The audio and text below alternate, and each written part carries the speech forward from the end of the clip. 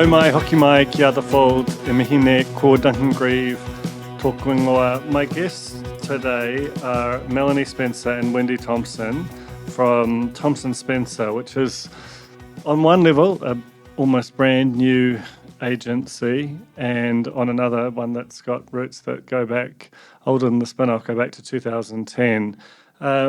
So basically, this is the new part of it is the name and the fact that they have, out of the sort of the birth of the Socialites, which was the original agency, gone on to acquire 5 or 6 others that have taken that original proposition of what was an influencer agency, like right at the very dawn of social as an advertising medium in New Zealand, to sort of round out the different parts of the business, whether that's media buying. They've got Flying Tiger, which uses WeChat to sort of speak to Chinese audiences. They've got People of Influence, which is almost more like a talent agency, but and various other elements too. But I guess the general thesis and what makes them interesting, why I wanted to have them on, is that for a lot of the advertising industry, this thing that fuels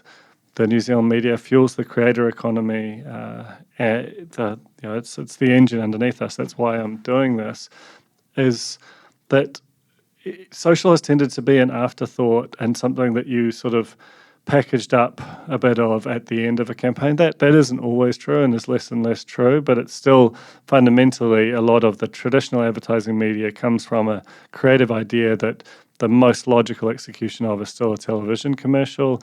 There's a complete upending of that with Thompson Spencer, in that they will start with a whole bunch of social executions, influencer executions, and the ones that really bite, that really connect with their community, then they'll move those up into traditional media spots on billboards or television commercials. And I think that fundamental upending of the traditional or the conventional approach to advertising is what makes them quite challenging. This is an agency run by, owned by 2 women. That's still very unconventional in this business.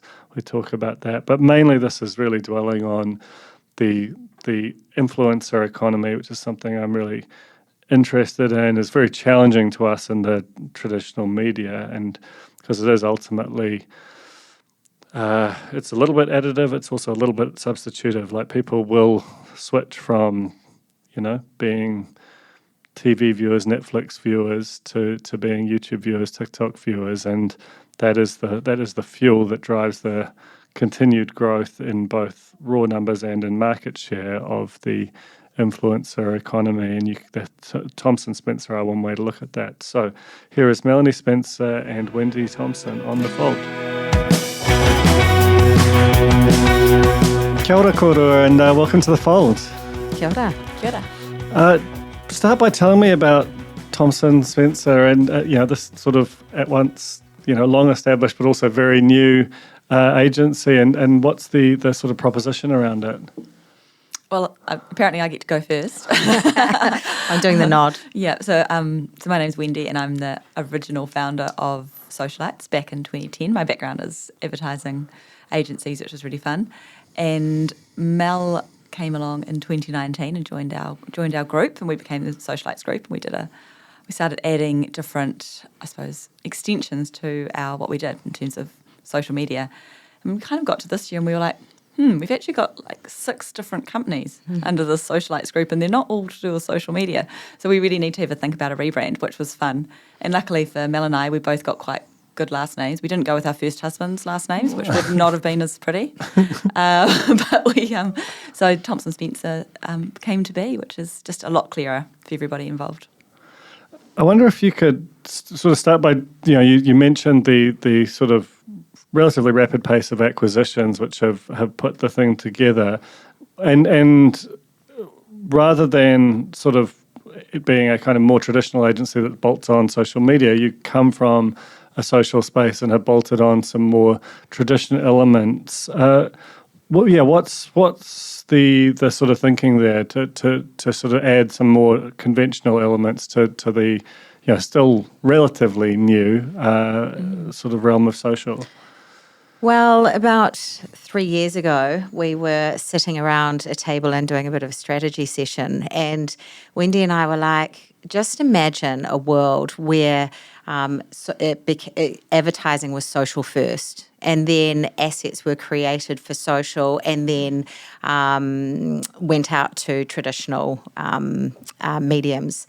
And that just started happening. It really started happening. And clients were coming to us and going, hey, we want to do this social media campaign, but those assets are awesome. We want to put them in out of home, or we want to put them across TV. So it just completely made sense that we bolted on these other business units that specialised in traditional.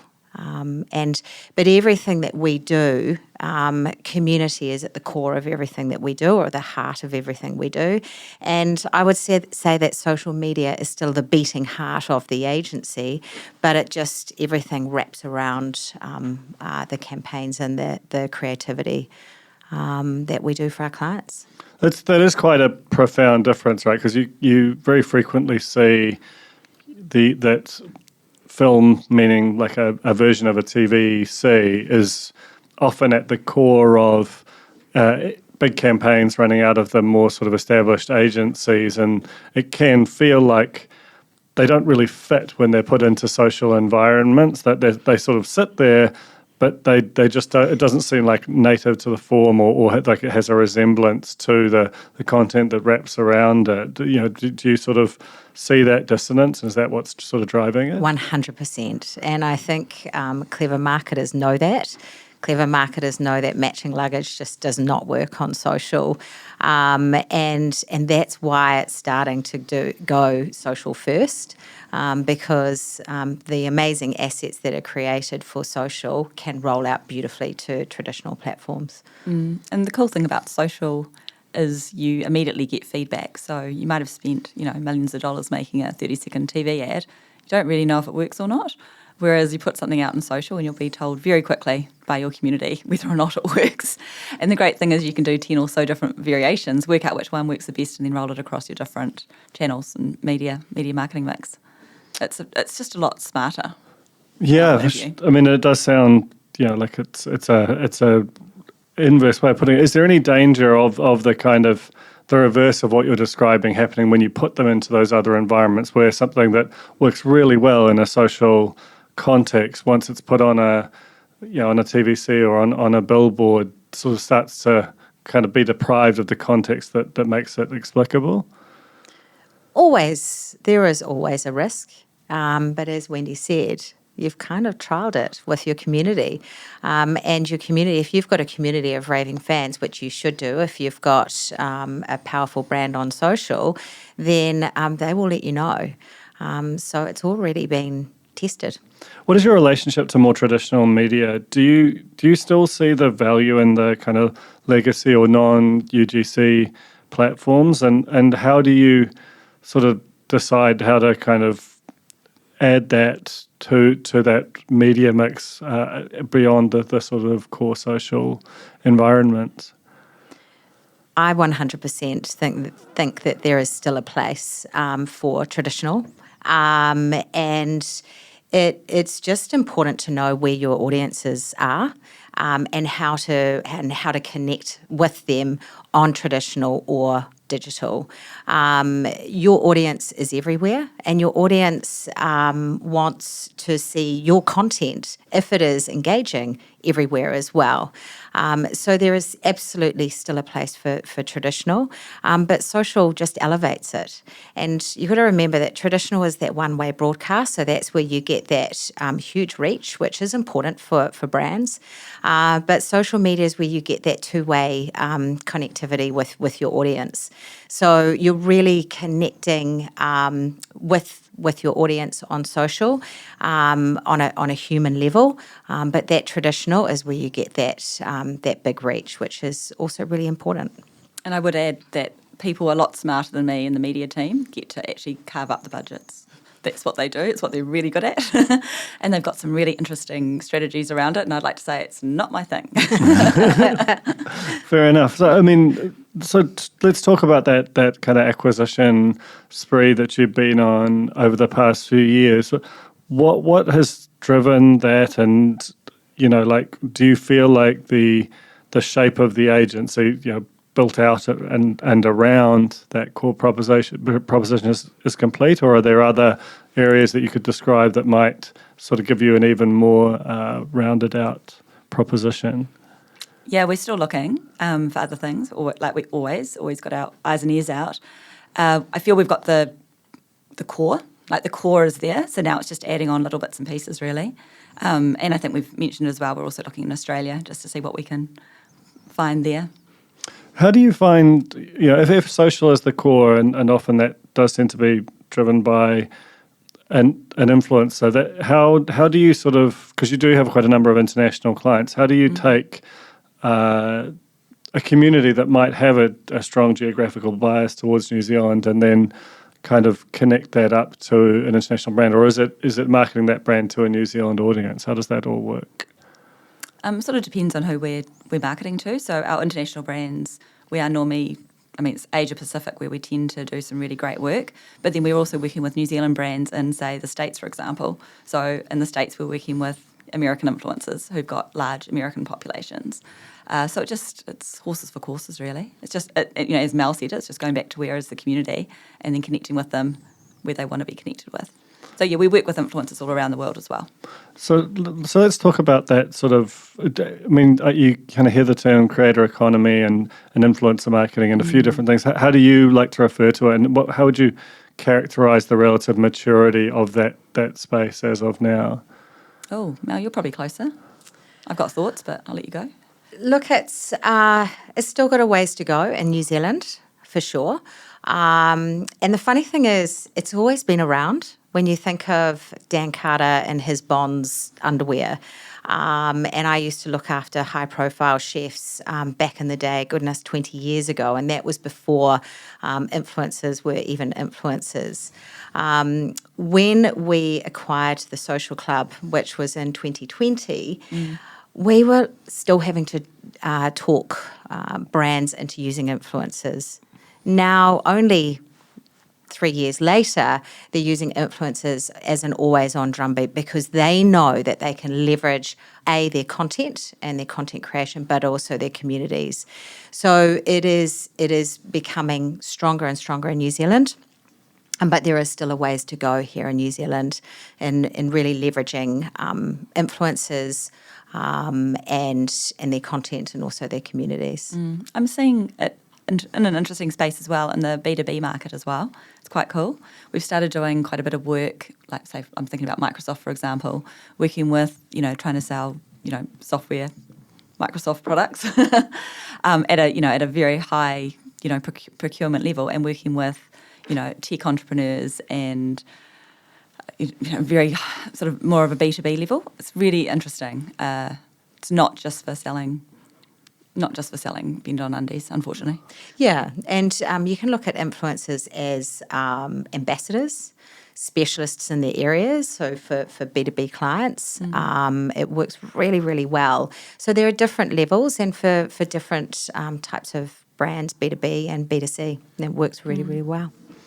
There has been, there was a long period in which a more traditional kind of journalistic media covered technology with a very kind of optimistic view of it, kind of uncritically, and then that swung around almost potentially to an excessive level over the past few years. You think about the sort of Frances Horgan Instagram papers that the Wall Street Journal covered, and it's just one of any number of, it's basically a large daily beat for a lot of US publications now, which broadly speaks to a kind of a general level of misgivings around the social platforms and particularly their impact on certain communities. How do you sort of mitigate some of those risks for brands that you're working with, or what is your response if those situations are raised with clients by clients? Sorry. Firstly, that's why you use an agency, because agencies, it's on us to make sure that we vet those influencers and vet them really, really well, and mitigate those risks. So when we propose an influencer, or before we engage an influencer, we're doing deep research on them. First, we make sure that they're right for the brand, but also that the brief and the contracting is watertight to protect not only the brand but us, and also the influencer as well. So you get to know the people that could possibly put a brand at risk, and you do your research. And we're not about using influencers for influencers' sake. It is about using them for their content creation, their communication, and leveraging their communities as well. So we see it as using them for good, but not for influencers' sake. You talk about leveraging their communities, and as there was a period of time while this was all kind of being established that there was, that it wasn't kind of quite clear what the transaction was. Have you found that as it has matured, that the sort of relationship between a brand, an influencer, and their community, like that it's operating smoothly, or do you sometimes find that there is a tension between an audience that might have found and followed an influencer for one thing and then is finding that they're ultimately being packaged and sold in another? Yeah, I mean, the thing is, an influencer will never do anything that will put their community at risk. So it's almost a bit of a fallacy for that to happen. I've never actually, it's talked about a lot in the media, but I've literally never actually heard of it happening, because at the end of the day, an influencer's most valuable asset is their community. So they don't want to lose that trust. If they lose that trust, they're over tomorrow. So there's a whole lot of talk in the media that, they're just pushing ads, etc. Their community actually understands that that's how they make money, so they actually don't have a problem with it. Years ago, when before it was all kind of legal to have hashtag gifted or hashtag ad, we worked really closely with the Advertising Standards Authority to help them create those guidelines that the advertising industry uses. So we're literally integral to how it's all ended out. Sorry or not sorry, depending on how you felt that those went. But it actually works really well, and I've never seen a problem with it. They're smart business people. Like, they know what works for their community and what's going to piss them off. And also when you've got talent managers, so people of influence, we call her our influencer whisperer, Molly. She works with our talent to either say, look, this is great for you and your brand and your community, or it's not. And we love it when influencers turn us down, because it means that they're taking it seriously. Are there examples of a particular influencer or brand that's doing something that you consider to be kind of path breaking, or that represents where this is heading, and in terms of a campaign or an ongoing body of work? I think we're going to see a lot more collaboration happening. We're starting to see little bits and pieces. Well, we see a lot of it internationally, and I think that'll start to flow through into Australasia a lot more. So actually proper collaborations. Collaborations between different influencers and the brand, or the brand? Yes, between the brands and the influencers. And that's just, in the States, it's very well recognised that the influencers are a brand in their own right. So for them to have, you look at Rihanna and I think it was Adidas or something, you've got these brand partnerships happening, and I think we'll see more and more of that happening here. Haven't seen a lot of it happening yet, but I feel like we're just on the cusp of it. That's my guess.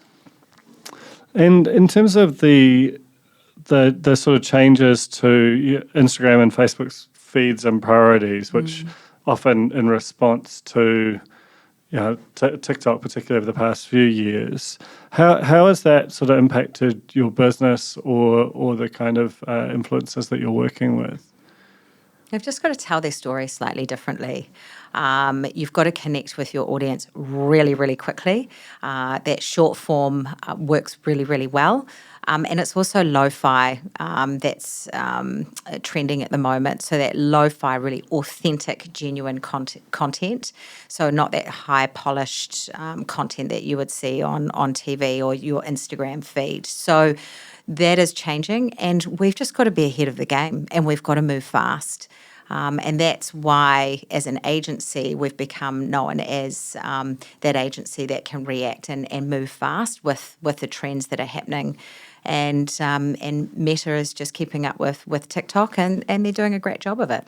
An interesting one on that is when you talk about lo-fi, which is a big trend at the moment, it's that real raw. As someone who has a 14 and 17-year-old daughters, it's pretty raw. It's hilarious. But when we look at Flying Tiger, which is the Chinese specialist marketing agency we bought last year, what's really interesting, if you look at the Chinese platforms like WeChat and Little Red Book, which is kind of like a combination of Pinterest and Instagram, it's very lo-fi, and it is almost ahead of the curve a little bit as well. So we sort of almost see what's happening in the Chinese space and kind of hits. I think gives us an advantage when it kind of hits the Western world as well. And I think there is a place for that high value, beautiful content as well. And I know that our favourite campaign is the Gucci campaign with the train spotter, and that is another type of influencer, right? He's a train spotter. That's what he is. And Gucci just saw this amazing opportunity and collaborated with this guy, and just incredible, creative, unique way of getting the brand out there. It's interesting you talked about the lo-fi aesthetic, which is undeniably true in that space, but brands and the agencies that wrap around them have spent decades basically telling them that they had to present, not always, but the vast majority of times, and with a particular kind of level of polish, as you described. Is there how do you find that education process where you might have, even if it's well understood within parts of the marketing department, once it kind of echoes up to maybe people who aren't quite as close to the sort of the culture on this stuff, are they always comfortable with the way this thing sort of looks and feels? No. No. Well, tell me how that goes. It's a journey. I mean, it comes down to trust at the end of the day. So, we've been around forever. We get fantastic results, and there is a lot of like, come on, you've got to be brave. We can pull it if we really have to, but I think you should try it. Or we like to use the word pilot a lot. But it is just a matter of, I think because now large brands overseas are doing it, it's helping the New Zealand Australian brands step into it a bit more.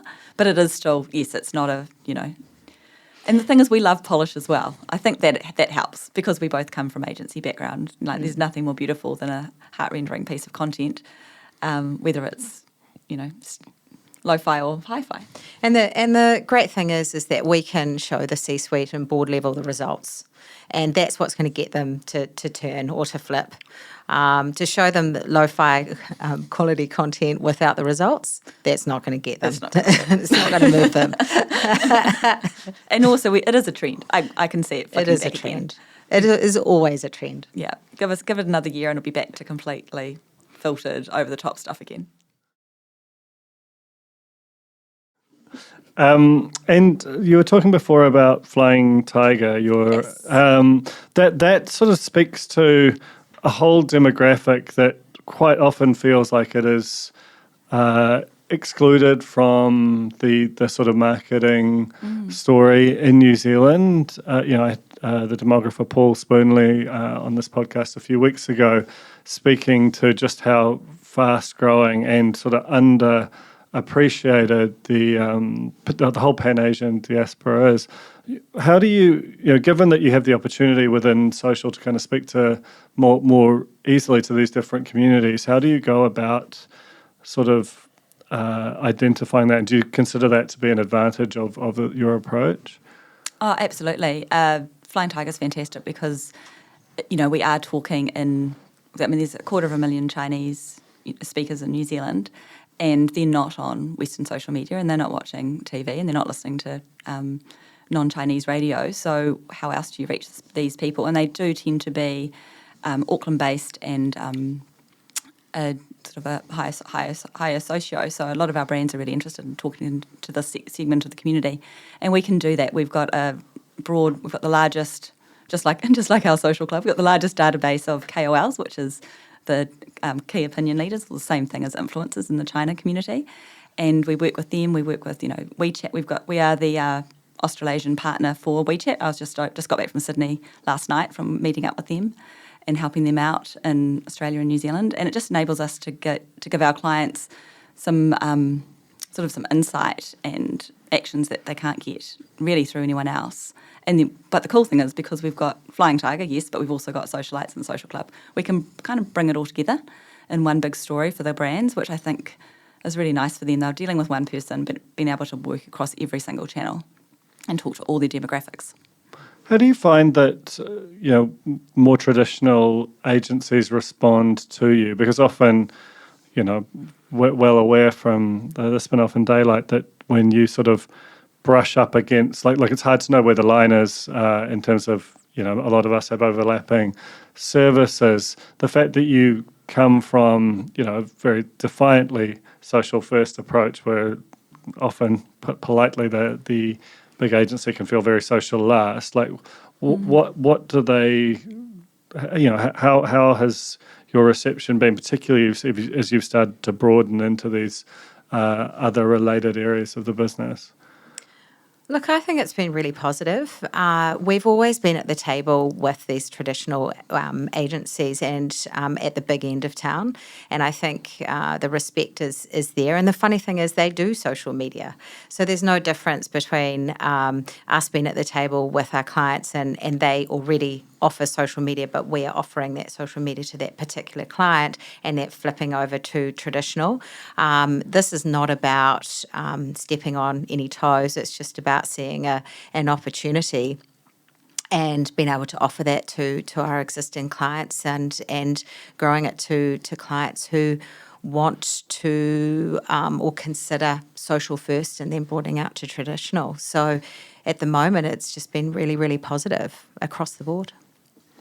And, you're both women. This is a woman-owned agency in a world that is still kind of, rightly or wrongly, particularly characterised as a boys' club. How do you think that, or do you think that makes a difference in terms of how you operate and the opportunities you see in these spaces?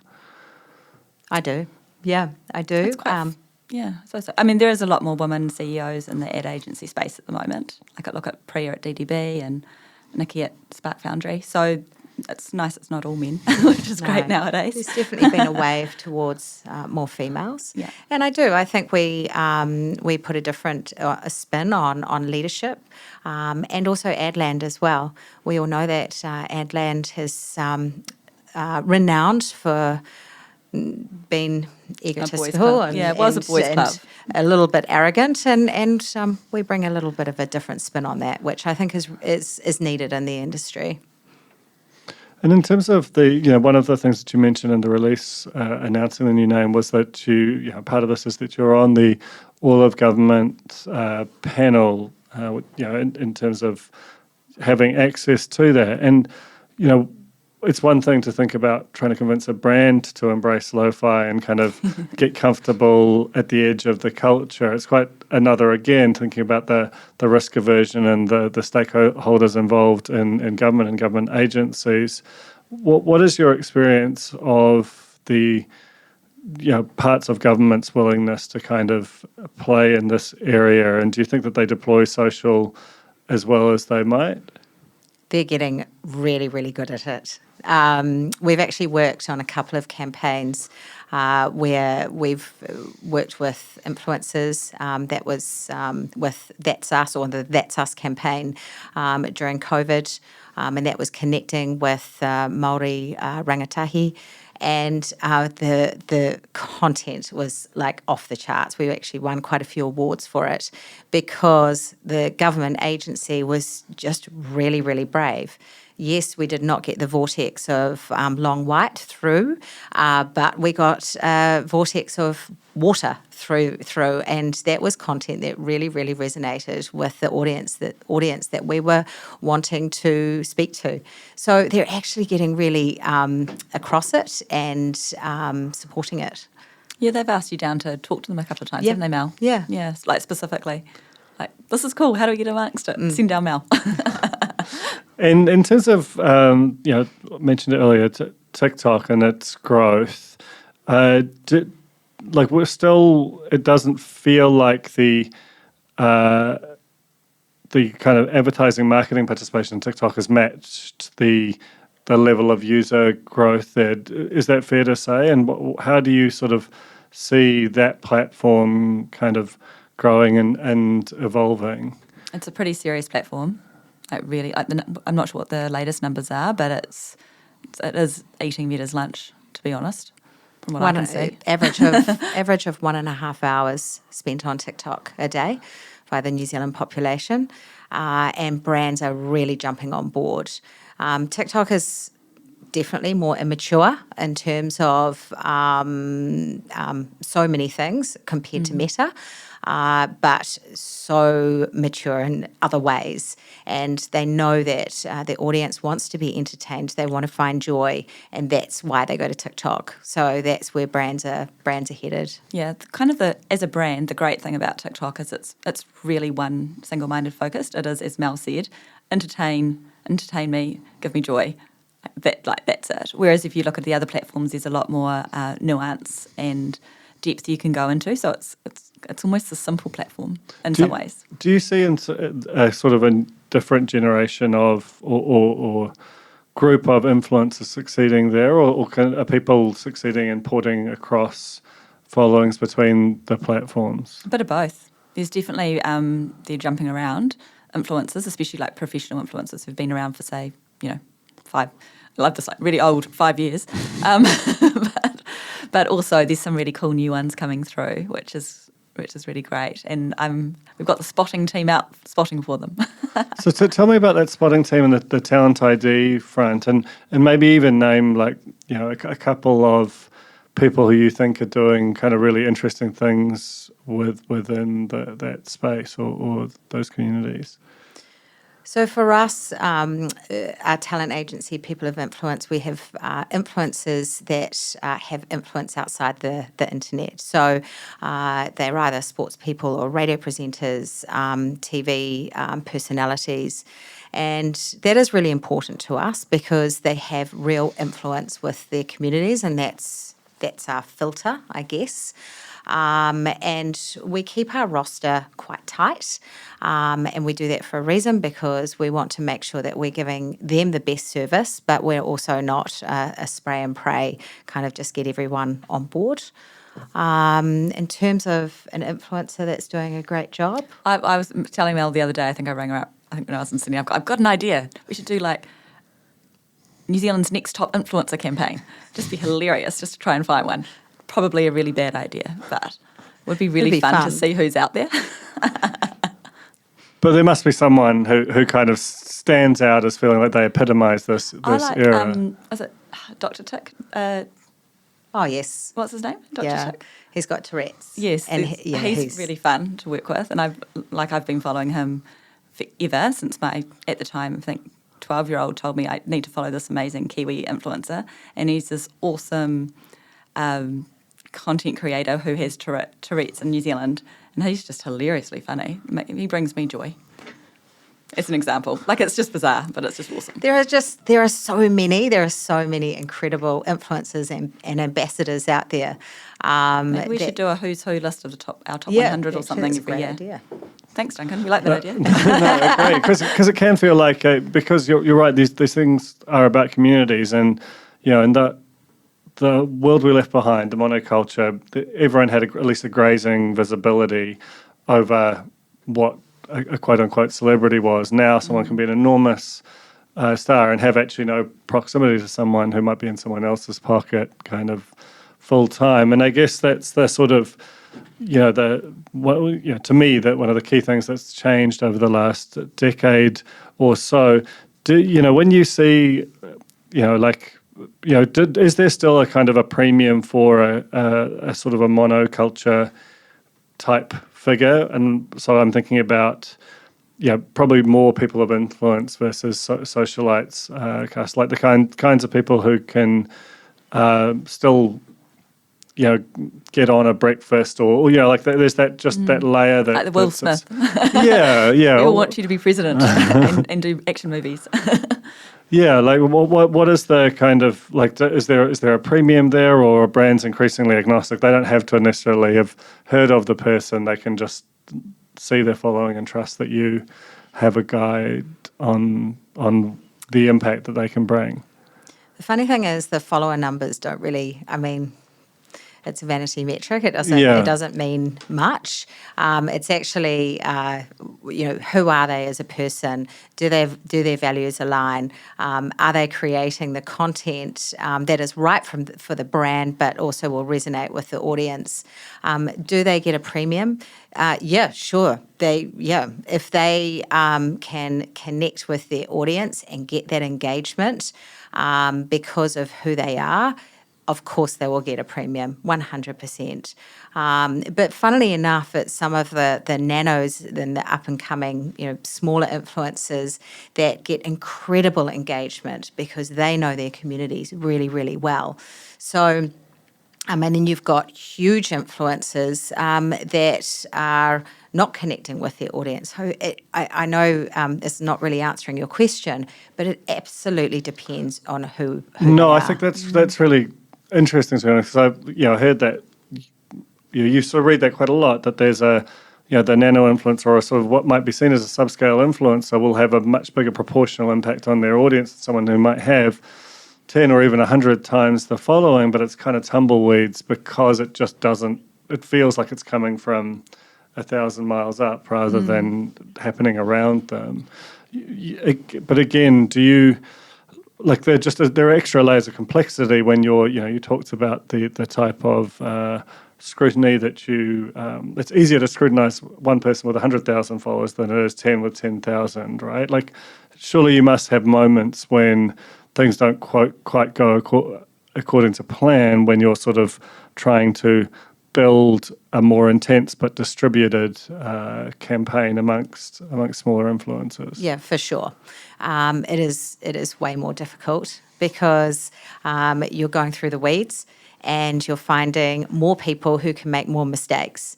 And that, as I alluded to at the beginning, is that briefing and that contracting needs to be watertight.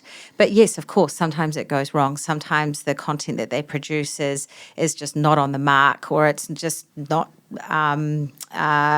singing. So we have to get them to reshoot or do the content. But that's about as far as we have got with anything that's gone wrong. We haven't had anything go terribly wrong.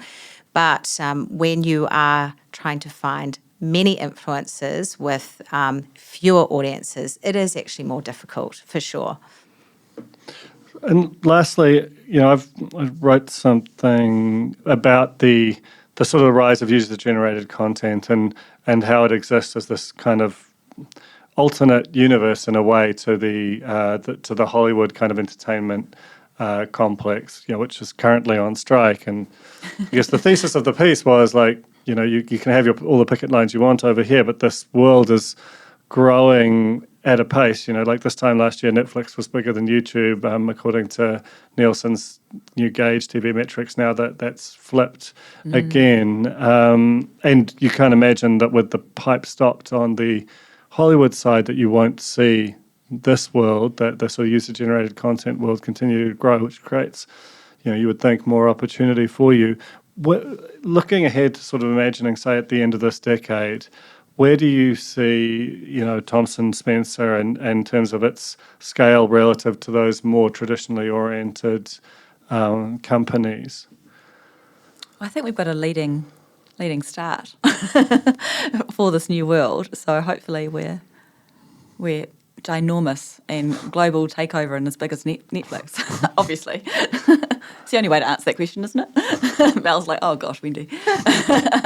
Why not? But I do think it's That's such a really interesting point, and I hadn't thought about it in that way, Duncan. That's really cool because, like, you're right, that's where it's coming up. If I look at my even my kids, and one of them especially is an exceptional content creator, and, you know, she could do anything she wants, really, and she doesn't need to, you know, necessarily know the right people or be in the right country or have the right, you know, expensive $1 million worth of tools. She can actually be this incredible artist, and it's kind of democratized the whole world in a way. If you obviously there's the negative side as well, but in a positive way, that sort of movement is opening it up to a whole lot of people who wouldn't normally have a chance to tell their stories or live their dreams. So it's quite powerful, and I hope for Thompson Spencer that we get to be a small part of that, and, you know, find these amazing people and give them the springboard to do some great stuff. I think we've got some cool things in the wings, hopefully, to do that.